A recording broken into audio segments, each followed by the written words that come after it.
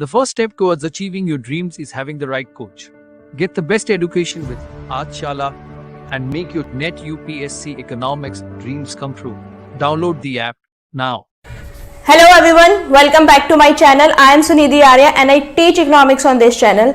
फिलहाल मैं इस चैनल पे मैथमेटिकल इकोनॉमिक्स को पढ़ा रही हूँ और मैथमेटिकल इकोनॉमिक्स के अंदर हम सेट थ्योरी को फिनिश कर चुके हैं और हम पिछले कुछ वीडियो से रिलेशन को पढ़ रहे हैं। मैं अभी तक आपको रिलेशन समझा चुकी हूँ, रिलेशन क्या होता है, और इससे लास्ट वाली वीडियो में मैंने आपको बताया था कि कितने तरीके के रिलेशंस होते हैं। उस वीडियो में हमने 4 रिलेशंस को डिस्कस किया था, void relation, universal relation, identity relation और इनवर्स ऑफ ए रिलेशन। ये सब हमने लास्ट वीडियो में डिस्कस किया था। आज की इस वीडियो में हम डिस्कस करेंगे reflexive relation, symmetric relation, transitive relation, और ये रिलेशंस जो है वो इकोनॉमिक थ्योरी में कैसे यूज होने वाले हैं।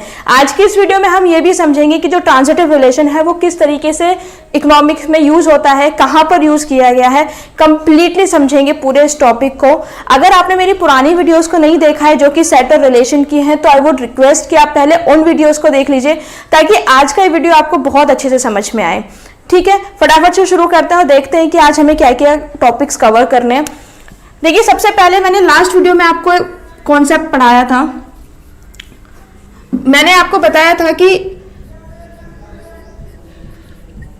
दो सेट के जो कार्टेशियन प्रोडक्ट होते हैं उनके जो ऑर्डर्ड पेयर होते हैं, वो जो ऑर्डर्ड पेयर जिस तरीके से रिलेटेड होते हैं हम उनको रिलेशंस बोलते हैं। ठीक है, तो दो कंडीशंस थी हमारे पास कि हमारे पास दो अलग अलग सेट भी हो सकते थे, ए एंड बी, जो कि मैंने आपको सबसे पहली वीडियो में बताया था। और इससे लास्ट वाली वीडियो में मैंने आपको बताया था कि जरूरी नहीं है कि हमारे पास दो अलग अलग सेट हो। अगर हमारे पास एक ही सेट गिवन है, ठीक है, तो हम उस एक सेट से भी कार्टेशियन प्रोडक्ट निकाल सकते हैं और कार्टेशियन प्रोडक्ट निकालने के बाद ऑर्डर्ड पेयर बना सकते हैं। आज के इस वीडियो में हमें सबसे पहले समझना है कि रिफ्लेक्सिव रिलेशन क्या होता है, फिर हमें समझना है कि सिमेट्रिक रिलेशन क्या होता है, फिर हम समझेंगे कि ट्रांजिटिव रिलेशन क्या होता है, फिर हम समझेंगे कि इसका इकोनॉमिक्स में क्या एप्लीकेशन है, फिर हम समझेंगे फाइनल कॉन्सेप्ट कि इक्विवेलेंस रिलेशन क्या होता है। ये आज की इस क्लास का एजेंडा है। ठीक है, तो सबसे पहले हमें एक सेट लेना पड़ेगा किसी भी रिलेशन को समझने के लिए। तो बहुत बेसिक सा मैं एक सेट ले लेती हूं, A इज इक्वल टू 1 2 3 4 5। ठीक है, इतने में किसी को कोई कंफ्यूजन नहीं है। A 1 2 3 4 5 बहुत बेसिक मैंने सेट लिया है। अब मैं क्या करती हूँ, एक रिलेशन लेती हूँ जिसमें A और B, ठीक है, दोनों जो हमारे ऑर्डर्ड पेयर के एलिमेंट्स हैं वो A से बिलोंग करते हैं, क्योंकि एक ही सेट लिया है तो A और B दोनों एक ही एलिमेंट से बिलोंग करेंगे। अगर ये दोनों अलग अलग सेट से हम लेते तो हम लिख सकते थे कि A जो है वो सेट A से बिलोंग करता है और B जो है वो सेट B से बिलोंग करता है। लेकिन हमारे पास एक ही सेट है और दोनों एलिमेंट एक ही सेट से बिलोंग करते हैं, तो हम किस तरीके से लिखेंगे, A B दोनों सेट बिलोंग करते हैं सेट A से। अब वो रिलेटेड कैसे हैं, ठीक है, रिलेटेड है that sum of A plus B, यानी कि दोनों का जो सम है वो ग्रेटर देन या फिर इक्वल टू 2 होना चाहिए। ठीक है, यानी कि जब हम दो ऑर्डर्ड पेयर बनाए और दो ऑर्डर्ड पेयर बनाने के बाद में जब हम उन सम को देखें तो उनका सम क्या होना चाहिए, 2 के या तो इक्वल हो या फिर 2 से ज्यादा हो, यानी कि 1 0 और नेगेटिव नंबर नहीं कंसीडर किए जा सकते हैं। अब हम इसको बनाते हैं। देखिए, सबसे पहले A इंटू A, ठीक है, तो 1 2 3 4 5 इंटू 1 2 3 4 5 ऑर्डर्ड पेयर लिखे हैं। यहाँ पे ऑर्डर्ड पेयर लिखेंगे। कैसे ऑर्डर्ड पेयर बनाते हैं, पहले 1 के सब में मल्टीप्लाई होगी, एक एक एलिमेंट को सबके साथ पेयर बनाते हुए चले जाएंगे। पहले 1 का सबके साथ पेयर बनाएंगे तो 1 1, फिर 1 का 2 के साथ 1 2। अब देखिए ये इस रिलेशन को सेटिस्फाई कर रहा है या नहीं कर रहा है। देखिए 1 प्लस 1 1 A B, अगर हम इन दोनों को ऐड करेंगे तो क्या होगा, 1 प्लस 1 2, यानी कि ये इस कंडीशन को सेटिस्फाई कर रहा है। हमें बताया गया है कि या तो 2 से बड़ा हो या फिर 2 के इक्वल हो, क्योंकि 1 प्लस 1 2 के इक्वल है तो ये इसको सेटिस्फाई कर रहा है। ठीक है, अब क्योंकि सबसे छोटा जो हमारा ऑर्डर पेयर था वो यही था, छोटे से मतलब ये नहीं है कि ये वॉइड रिलेशन नहीं है, इसका मतलब ये है कि 1 1 से छोटा तो कुछ हो ही नहीं सकता। सबसे छोटी जो डिजिट्स है वो 1 प्लस 1 ही है, यानी कि हम सारे एलिमेंट्स को कंसीडर करेंगे 1 3 1 4 1 5। ठीक है, ये हमारे ऑर्डर्ड पेयर बन के आ गए। अब हमारा फर्स्ट एलिमेंट जो है वो उसका हमने सबसे कंसीडर कर लिया है सबके साथ में। अब सेकंड एलिमेंट को कंसीडर करेंगे। 2 1 2 2 2 3 2 4 2 5। ठीक है, इसी तरीके से हम 3 को करेंगे। 3 1 3 2 3 3 3 4 3 5। इसी तरीके से हम ऑर्डर्ड पेयर बनाएंगे। 4 4 4 1 4 2 4 3 4 4 4 4 यहाँ पर आ गया है, तो हम यहाँ पे क्या लिखेंगे? 4 5। इसी तरीके से हम क्या करेंगे? 5 1 5 2 5 3 5 4 5 5। देखिए, मैंने आपको बताया था कि जो ऑर्डर्ड पेयर बनते हैं वो कितने बन सकते हैं, नंबर ऑफ ऑर्डर्ड पेयर कितने हो सकते हैं? m into n is equal to n m into n N.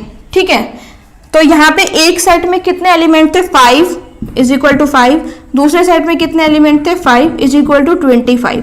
तो कितने ऑर्डर्ड पेयर बनना पॉसिबल है? 25। तो देखिए 25 ही है, 1 2 3 4 5, और ऐसे आप देखेंगे तो 25 हो जाएंगे कंप्लीटली। 5 10 15 20 25। तो हमारे पास 25 ऑर्डर्ड पेयर बन के आ गए। यहाँ तक मैंने आपको कुछ नहीं बताया, यहाँ तक मैंने कोई भी नया कॉन्सेप्ट शुरू नहीं किया है। नया कॉन्सेप्ट मैं अब शुरू करूंगी। अभी तक मैंने आपको सिर्फ इतना बताया है कि हमारे पास एक सेट गिवन था, उस सेट का हमने कार्टेशियन प्रोडक्ट निकाला है और कार्टेशियन प्रोडक्ट से हम ऑर्डर्ड पेयर बना पा रहे हैं। अब सबसे पहला जो कॉन्सेप्ट हमें समझना है वो समझना है रिफ्लेक्सिव रिलेशन का। ठीक है, रिफ्लेक्सिव रिलेशन क्या होता है?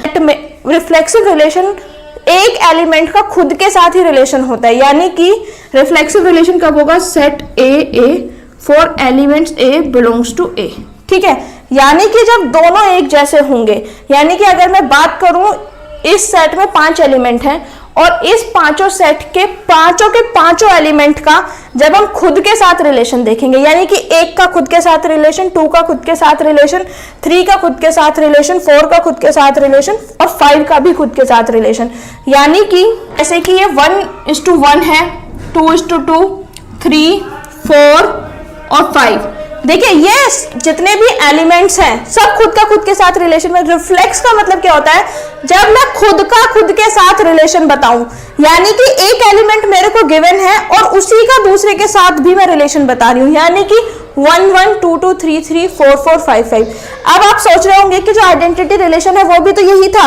आइडेंटिटी रिलेशन जो मैंने इससे लास्ट वीडियो में पढ़ाया था उसका भी तो सेम कॉन्सेप्ट था, खुद का खुद के साथ रिलेशन बता रहा था। लेकिन एक छोटा सा डिफरेंस है।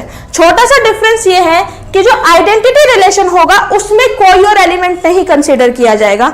जैसे कि मैंने लास्ट वीडियो में आपको बताया था कि जो आइडेंटिटी रिलेशन है उसमें केवल इस तरीके से बताया था 1 1 2 2 3 3, उसमें केवल वही एलिमेंट्स कंसिडर किए जाएंगे जो कि एक दूसरे से रिलेटेड होंगे और एक जैसे होंगे, यानी कि 1 1 2 2 3 3। अगर इसमें कोई और एलिमेंट आ गया तो वो आइडेंटिटी रिलेशन नहीं होगा। जबकि रिफ्लेक्सिव रिलेशन में बहुत सारे ऑर्डर्ड पेयर हो सकते हैं, कोई भी लिमिटेशन नहीं है ऑर्डर्ड पेयर की, लेकिन कंडीशन सिर्फ ये है कि जो खुद का रिलेशन है, यानी कि हर एलिमेंट का खुद के साथ रिलेशन होना कंपल्सरी है। अब इस कॉन्सेप्ट को और अच्छे से समझने के लिए मैं एक बात बताती हूँ कि अगर मैं यहां से इक्वल वाली कंडीशन हटा दूं, जब मैंने रिलेशन आपको समझाया था तो मैंने उसमें बताया था a plus b greater than equal to 2। लेकिन let's say for a moment अगर मैं ये इक्वल टू वाली कंडीशन हटा दूं तो हमारा ये वाला जो पेयर है वो खत्म हो जाएगा, क्योंकि 1 + 1 इज इक्वल टू 2 होता है। ठीक है, और यहाँ पे कंडीशन हो गई ग्रेटर देन 2, तो हम इसको कंसिडर नहीं करेंगे। तो क्या उस केस में रिफ्लेक्सिव रिलेशन होगा? नहीं होगा। क्यों नहीं होगा? क्योंकि हमारे बाकी सब एलिमेंट्स का तो खुद के साथ रिलेशन मिल रहा है हमें, 2 2 3 3 4 4 5 5, लेकिन हमें 1 का 1 के साथ रिलेशन नहीं मिल रहा है, इसीलिए उस कंडीशन में रिफ्लेक्सिव रिलेशन नहीं होगा। लेकिन मैं इसको फिर से लगा देती हूँ और मैं बता देती हूँ कि रिफ्लेक्सिव रिलेशन है। ठीक है, दूसरा कॉन्सेप्ट जो हमें समझना है वो समझना है सिमेट्रिक रिलेशन का।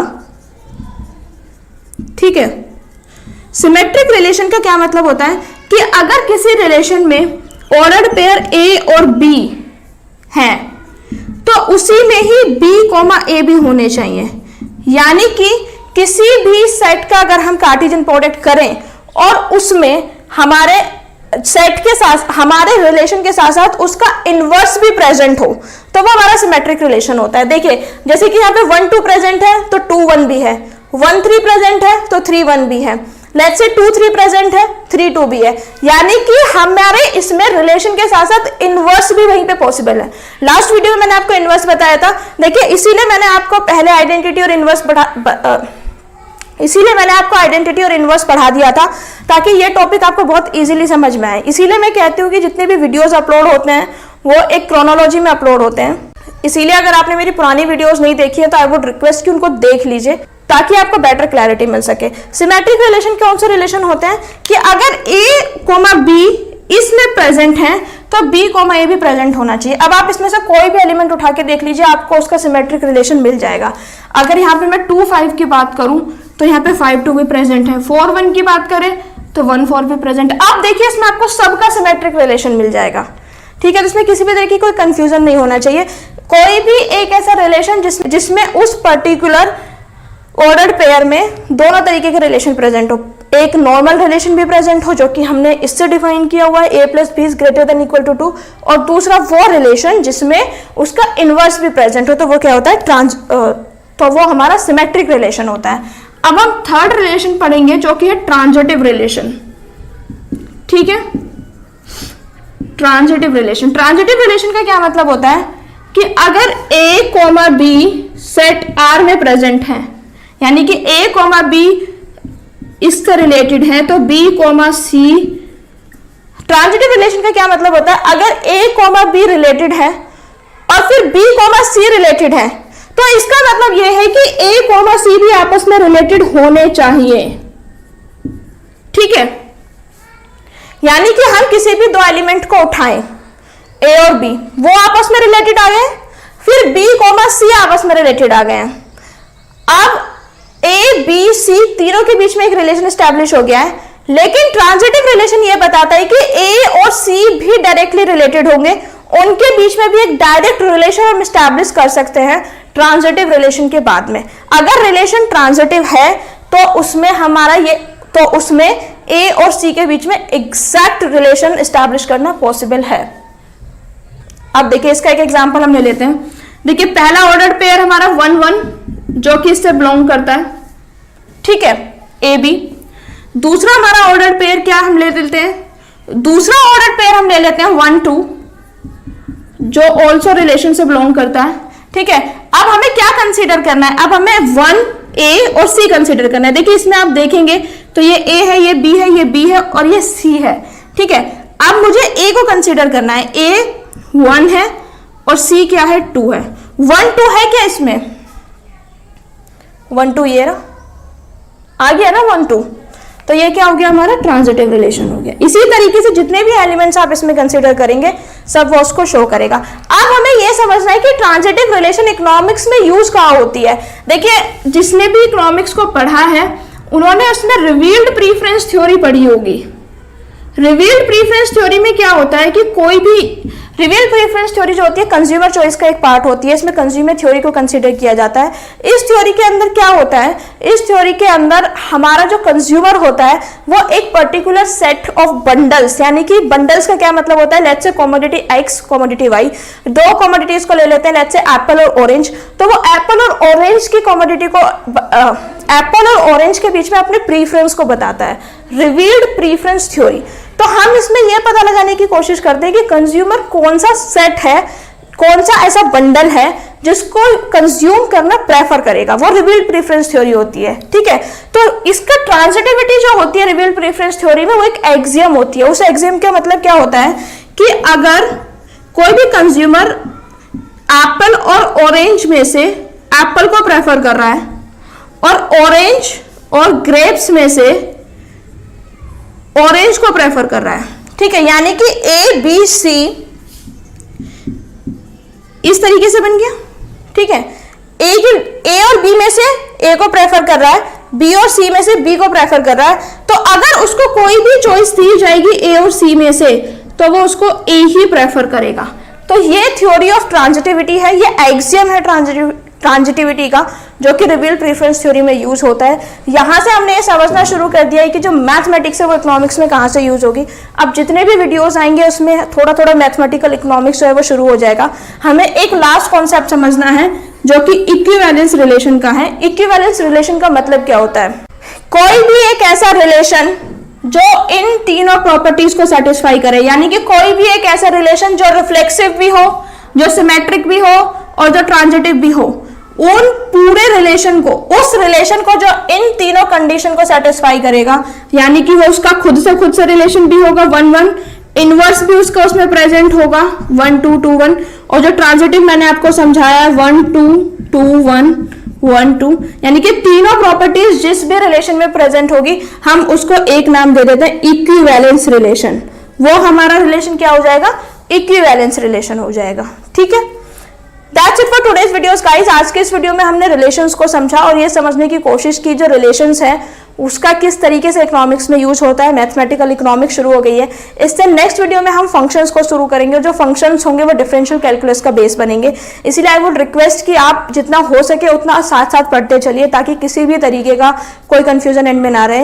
नेक्स्ट वीडियो फंक्शंस पे होगी। फंक्शंस के हम पूरे डिटेल्ड एक्सप्लेनेशन देखेंगे, उनके ग्राफ्स को देखेंगे। If you like my video please like it, share it with your friends and subscribe to the channel. Subscribe करने के बाद नोटिफिकेशन बेल को जरूर ऑन करें ताकि नेक्स्ट टाइम मैं जब भी वीडियो अपलोड करूं वो जल्द से जल्द आपको मिले। Until next time, don't forget to like, share and subscribe. Thank you so much.